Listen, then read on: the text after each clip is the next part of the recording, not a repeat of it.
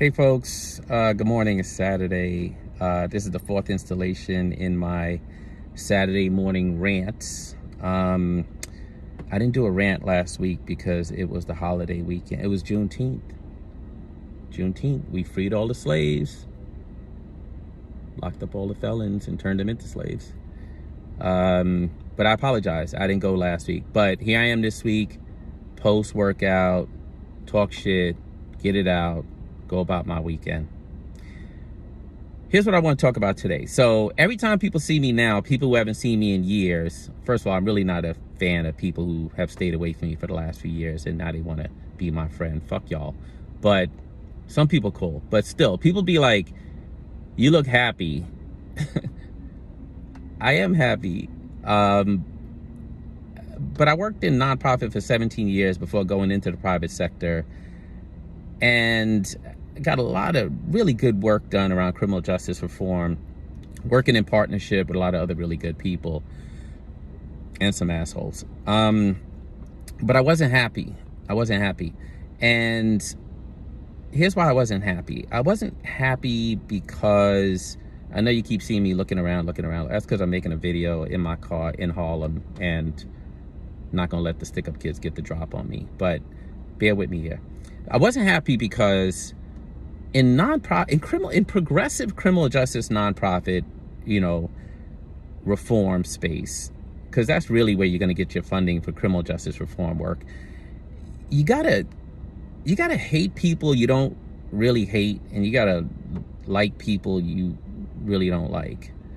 I remember sitting at a funder's office once, a foundation, I think it was the Ford Foundation. And the woman said to me, she was like, well, Glenn, how do I know you're not lying about this? And I was like, actually, I'm not here today for money. Every other time I've come here, I've actually lied to you. Today, I'm actually not lying to you. It felt good being honest about that. But I'm trying to make a larger point here, which is I spent a really long time liking people that I didn't like and hating people I didn't really hate. So I remember passing a bill, the first bill I ever wrote and got passed. I started at a nonprofit making 16 grand a year. Nonprofit.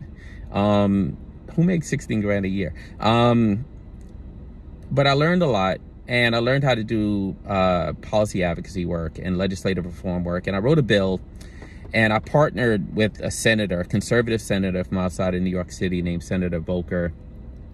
And he's the kind of guy, I wouldn't invite him to dinner, but if I want to get a bill passed, like, I'm going to work with him to get a bill passed. And he was conservative on a million things, but he was open to the idea that when people get home from prison, they should be able to get a job, they should be able to work, they should be able to pay taxes. And I remember he would say, what better way to punish people than to send them to work and make them pay taxes? So we partnered on the bill, and because he was so powerful in the legislature, even though I disagreed with him on most things, I knew he could carry the bill through the Senate and get it passed. And he did, and we got it signed by the governor, and it became law.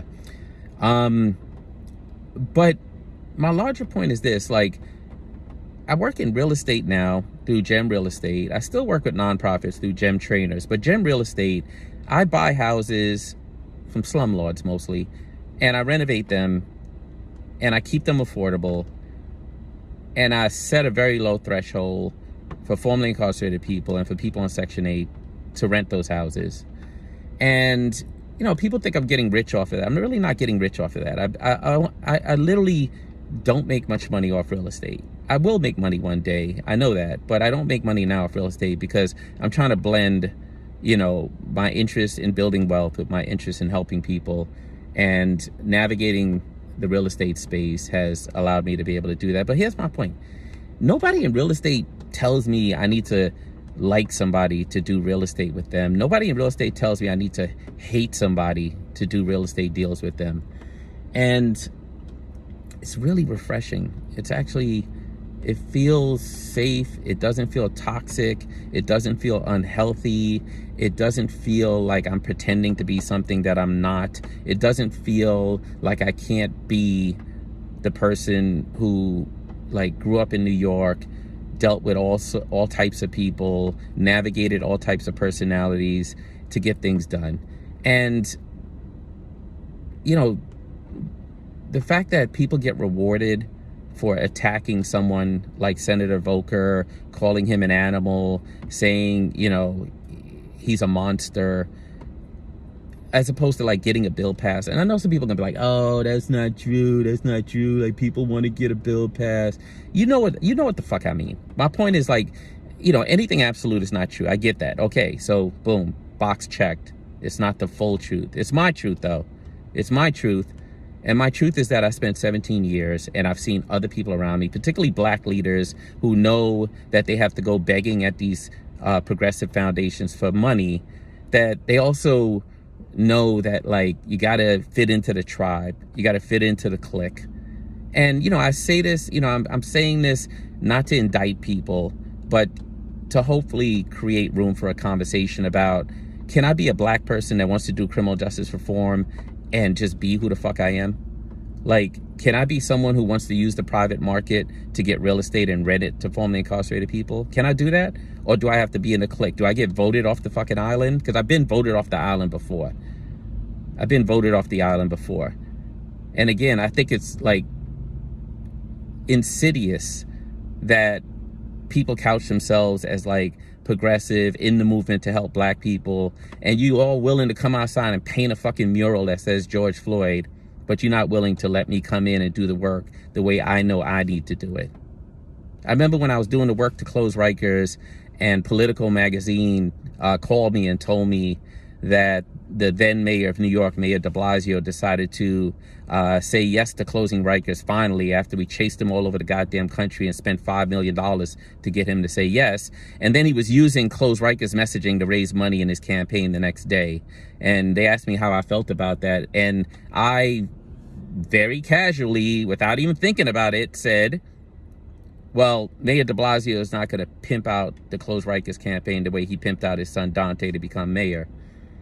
And the people who were on the campaign, people who had served time on Rikers, people whose family had served time on Rikers, they understood the message. They understood that I used the sharp end of the axe on purpose in that messaging, that it was very deliberate.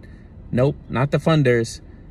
Calling me up all week. Hey, Glenn, you can't really say that. You can't talk about the mayor's son. You can't use the word pimp. You can't do this. You can't do... Yeah, I wasn't happy. I wasn't happy. I'm happy these days. I'm happy these days because nobody who fucking rents from me, nobody who manages my properties, nobody who works with me through gem trainers calls me up and says, you can't say that, otherwise we're going to find a way to punish you financially. Those days are over. So again, I say this in the spirit of, can we get our shit together? Can we do some shit differently? Because I'm going to be in rooms with conservatives. I'm going to be in rooms with moderates. I'm going to be in rooms with progressives. I'm not going to hide it from anyone. I'm not going to tell one group that I hate the other group. I'm here for anyone who wants to do the right thing to get rid of this mass incarceration bullshit, especially at a time that crime is going up. Like, if we can't get our fucking act together now, we're never going to get it together. That's my Saturday morning rant. I'm going to go back to being happy. Don't let anybody steal your rainbow today. Peace.